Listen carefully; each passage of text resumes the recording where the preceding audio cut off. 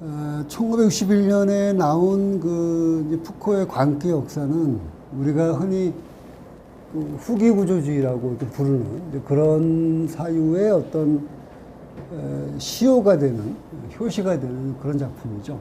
그래서 60년대에 그 후기 구조주의 걸작들이 많이 쏟아져 나오는데, 들레즈의 뭐 차이와 반복, 또 데리다의 글쓰기와 차이를 비롯해서 이제 가장 뭐라 그럴까, 이제 선두를 장식한 이제 그런 책이 광기 역사적이죠.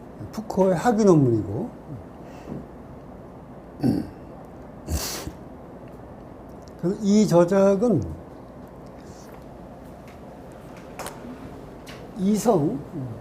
이성이라고 하는 이제 인간의 어떤 차원, 능력이 이렇게 있고, 요 이성이 역사적으로 가장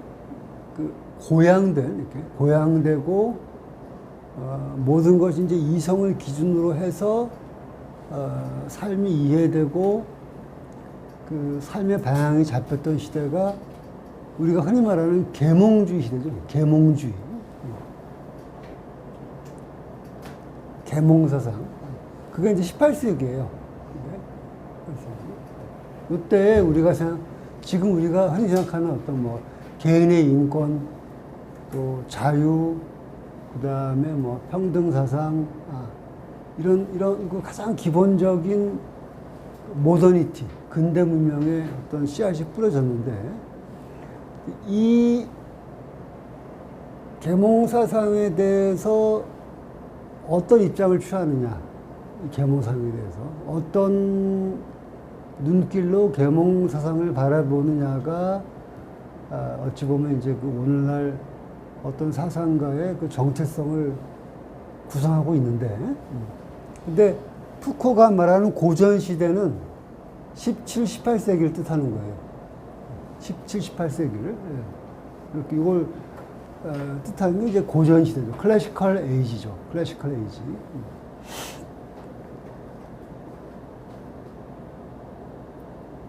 근데 푸코가 관심을 갖는 건 뭐냐면, 그 고전 시대의 이성의 타자, 고전 시대의 이성의 타자는 뭐냐면 비이성이죠. 비이성.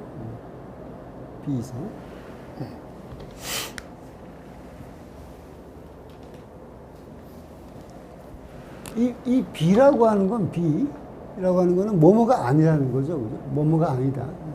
뭐뭐가 아니다라는 거는 이미 이 뭐뭐를 중심에 놓고, 이렇게 무엇을 중심에 놓고, 이것이 아닌 것, 이런 뜻이죠. 이성이 이미 존재하고, 그 이성의 타자, 이성의 어떤 바깥, 이성이 아닌 것으로 규정된 게 비이성이에요. 비이성. 근데 흥미로운 건 뭐냐면, 우리가 예를 들어서,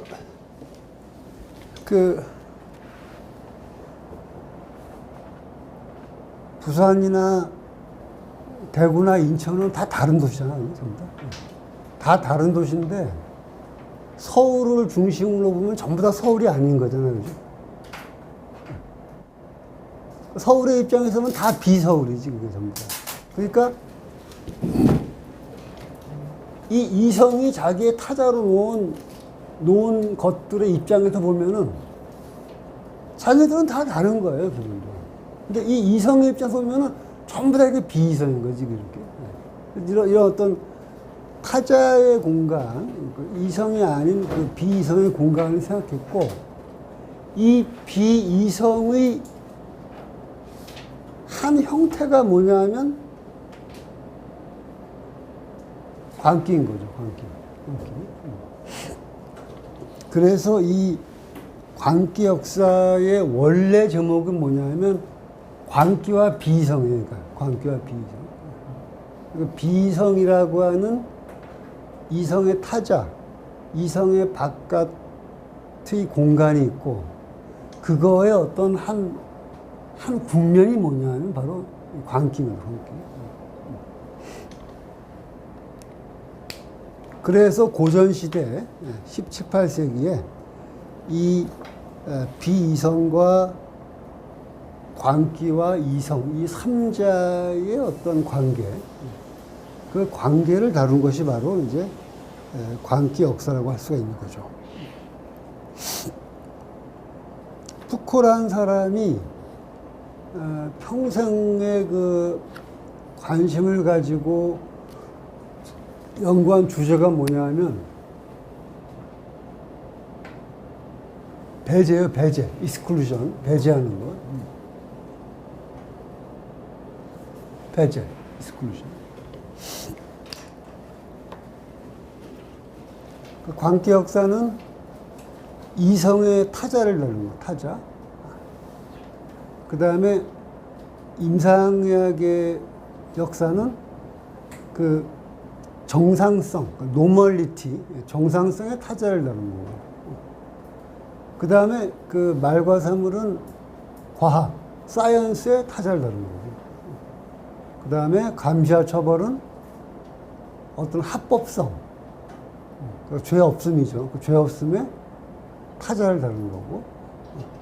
이렇게 전부 다 그 푸코의 사유는 기본적으로 어떤 타자들의 역사를 다루는 거죠. 타자들. 어떤 그 동일자가 아닌 타자들의 역사를 다루고 그 타자들의 배제의 문제를 다루는 거예요. 배제 문제. 그런데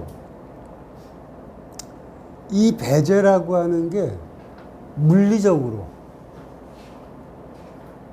물리적인 방식으로 표현된 게 뭐냐면 감금이죠, 감금. 그 배제라고 하는 것을 이 실제로 이 신체의 어떤 차원에서 그 실행에 옮기는 게 뭐냐면 감금하는 거거든, 감금. 그래서 광기 역사는 그 수용소라든가 고전시대에 만들어진 수용소라든가 그 다음에 19세기에 만들어지는 그 정신병원 같은 그런 어떤 감금의 장소, 배제 장소를 다루고 있죠. 그래서 그런 장소들의 어떤 그 역사가 이제 이 책의 중요한 주제 중에 하나죠. 하나. 굉장히 많은 내용을 다루고 있는데, 다양한 내용들을. 그래서 여러분들한테 드린 이 프린트물을 쭉 보시면 이제 그 배제 얘기를 했고, 그 다음에,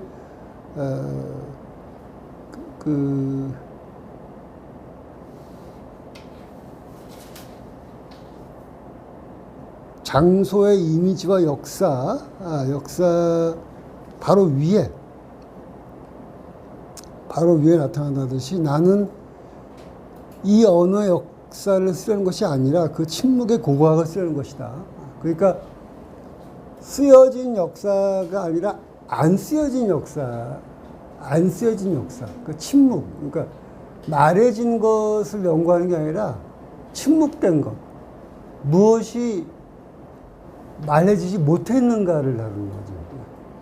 그렇기 때문에 마치 고고학자들이 그 땅을 캐가지고 그 유물을 발견하듯이 푸코도 고고학자로서 그 역사의 어떤 이 유물을 발견하려고 하는데 그 푸코가 발견하려고 하는 역사의 유물이 뭐냐면 침묵이죠. 침묵을 발견하려고 말하면 말을 하지 못함, 말 못함 그런 걸 이제 발견하는 거죠. 그런 점에서 발터 베냐민의 그 도시이론하고도 좀 비슷한데, 베냐민이 도시를 연구할 적에 그 파사덴 베르크라는 유명한 작품이 있죠. 연구할 적에 베냐민은 당시에 이 뭐랄까 막 그 우길 승천하던 뭐 백화점이라든가 그때 에펠탑이라든가 이런 걸 다루는 게 아니라 오히려 당시에 그 쇠퇴해버린 폐물이 되어버린 그 파사주를 다루는 거죠. 맞아요. 그런 정신하고 좀 비슷한 그런 그 사유라고도 볼 수가 있죠. 그리고 이제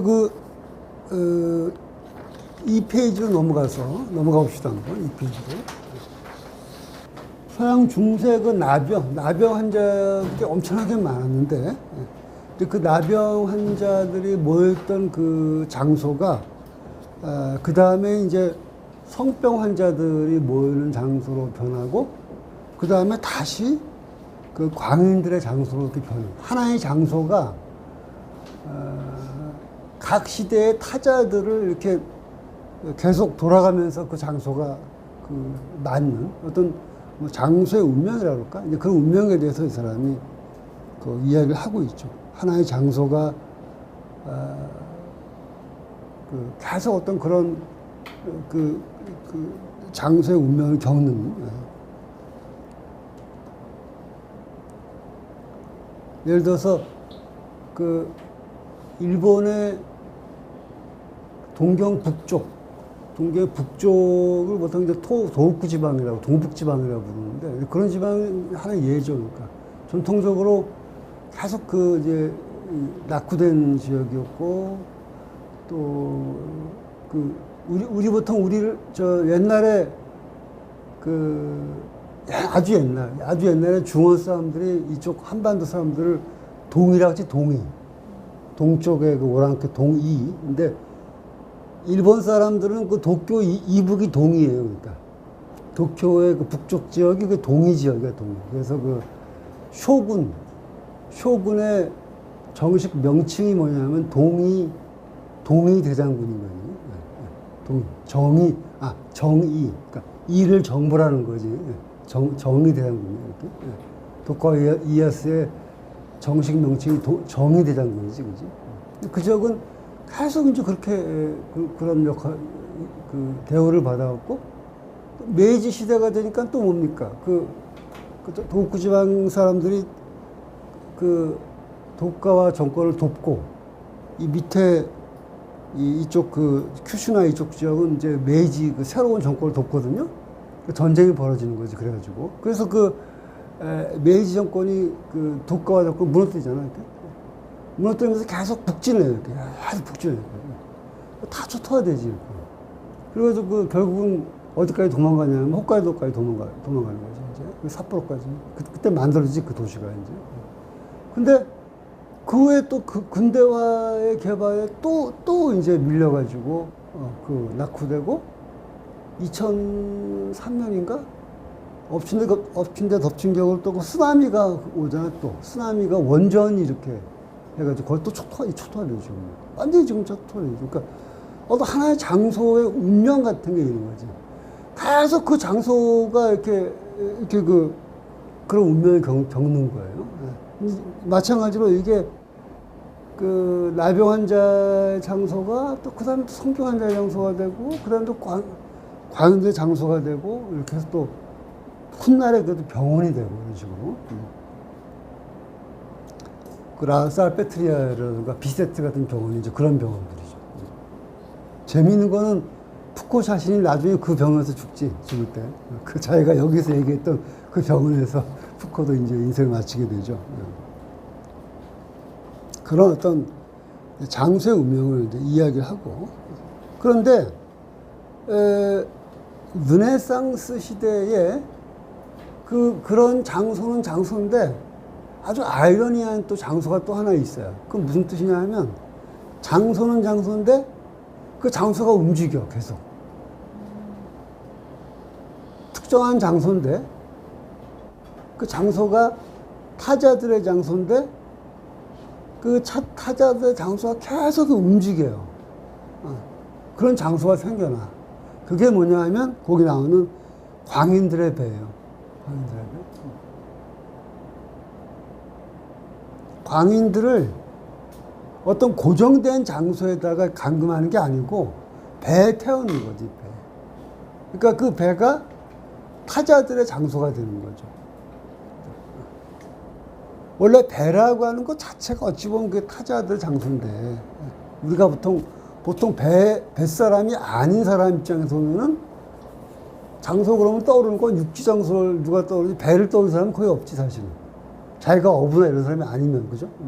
근데 그거 자체가 애초부터 원래부터 그게 일종의 그 타자들의 장소인데 그 배에다가 광인들을 실어가지고 여기저기 계속 이렇게 그 우리식으로 말하면 그 돌리는 거지 이렇게 돌리는 거야 이렇게 돌리는 거죠.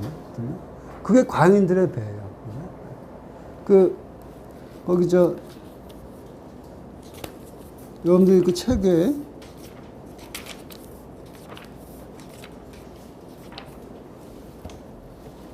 일장의 맨 끝에 보면 그 일장의 맨 끝에 보면 그 그림이 나와 있죠, 그죠?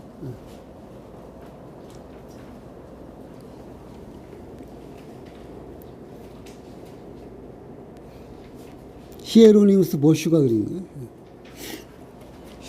히에로니무스 보슈는 그 서양에서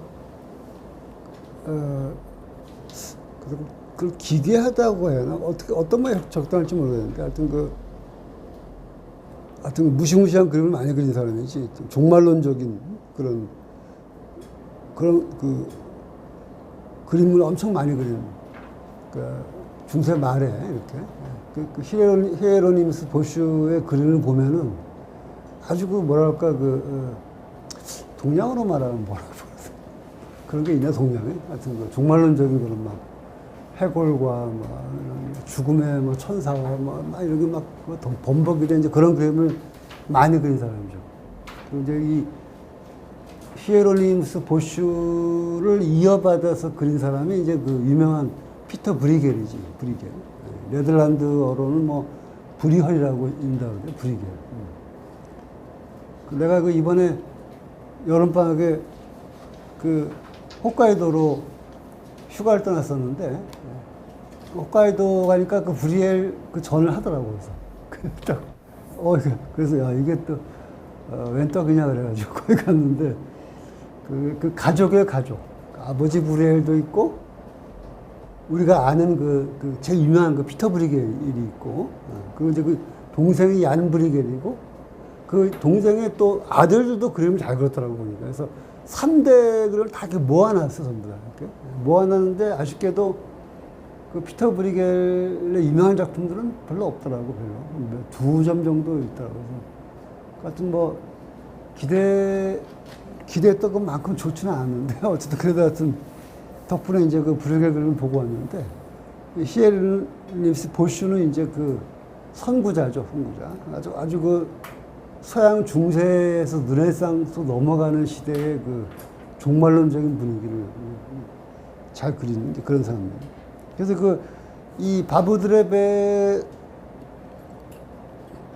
광인들의 배, 그 바보들의 배는 말하자면은 그 떠다니는 타자들의 장소인 거지, 그러니까. 그래서 르네상스적인 그런 광기의 개념을 좀 잘 보여주는 거고. 그래서 그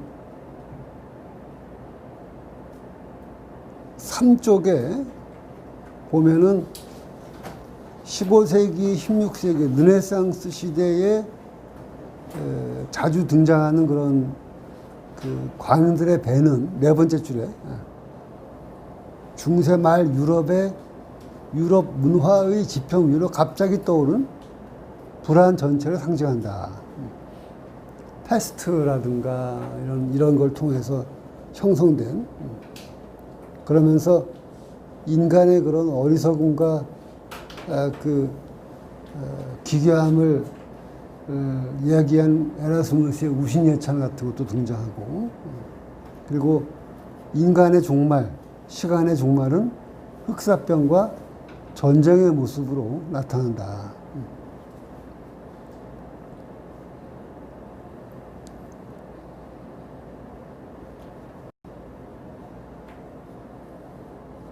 보통 우리가 생각하는 그 화사하고 그 화려한 르네상스의 어떤 그런 차원이 아니고 푸코는 오히려 이제 그 시대에 이 밑에 보이지 않게 그 존재했던 어떤 오히려 그런 그 서양 사회의 어떤 어두운 면을 이제 이렇게 끄집어낸 거죠.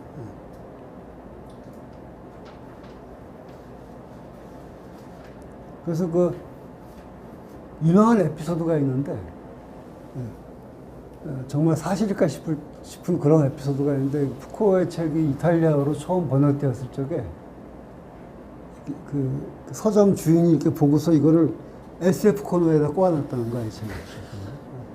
그리고 카피가 서양 문명의 무시무시한 지하로 들어가는 뭐 어쩌죠. 이렇게 이제 카피를 딱 붙여가지고 그런 그 유명한 에피소드가 있죠.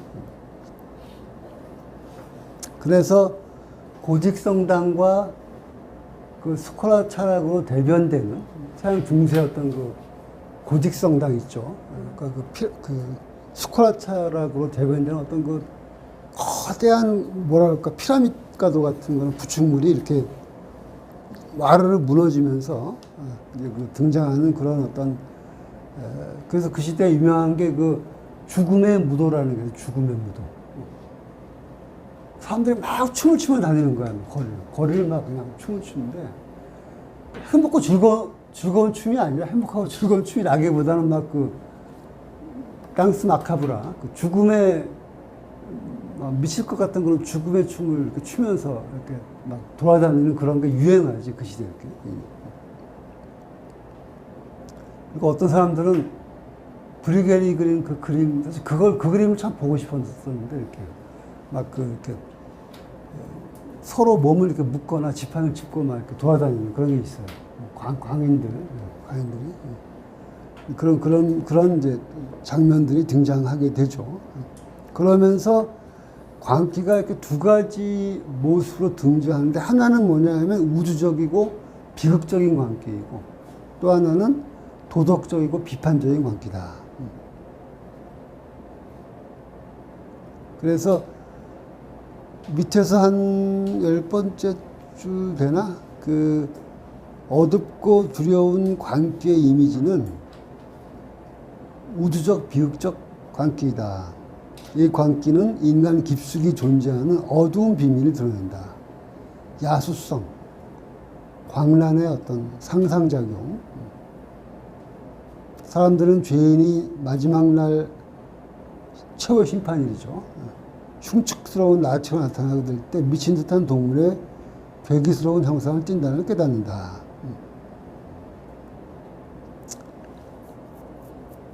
동시에 그 또 하나의 광기는 뭐냐면 도덕적 비판적 광기인데 이때 도덕이란 말은 우리가 생각하는 도덕보다는 어떤 풍자적 뭐 이런 의미에 더 가깝죠. 풍자적인 거예요. 이건 뭐냐면은 어떤 두렵고 막 음산하고 비극적이고 드라마틱한 그런 관계라기보다는 아주 코믹하고 풍자적이고 그런 어떤 우스꽝스러운 그런 관계. 그래서 에라스무스는 우신예찬에서 인간의 어떤 그 자만심이라든가 뭐 모든 그런 어떤 그런 그 인간의 그 우스꽝스러운 거 있죠. 게으름, 뭐 질시, 무슨 그 싸움, 하여튼 이런 그 인간의 그냥 그런 온갖 그런 모습들을 이제 이렇게 우신예찬에서 그 비판하죠, 그죠? 그래서 그 광기라고 하는 게 우주론적인 그런 광기, 비극적 광기가 있고, 아주 코믹하고 풍자적이고 비판적 광기, 이런 두 가지 광기로 이제 우리가 나뉜다는 거죠. 이렇게.